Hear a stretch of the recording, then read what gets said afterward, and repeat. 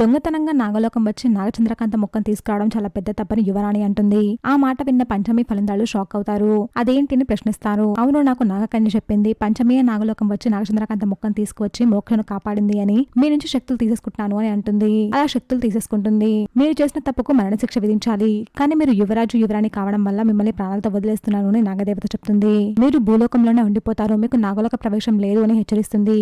ఇక్కడ ఉండి పౌర్ణమికి పాముల్లా మారతారని, పాముల్లా మారి ప్రజల చేతిలో దెబ్బలు తిని మరి చనిపోతారని శాపం విధిస్తుంది. ఒకవైపు పంచమి ఫలేంద్రాలు తాము ఏ తప్పు చేయలేదని చెప్తున్నా వినకుండా మాయమైపోతుంది.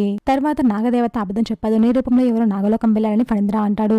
తనకు ఆ మేఘన పైనే డౌట్ ఉంది అని, ఇప్పుడే తీసుకొస్తాను ఇక్కడే ఉండమని చెప్పి అక్కడి నుంచి వెళ్లిపోతాడు.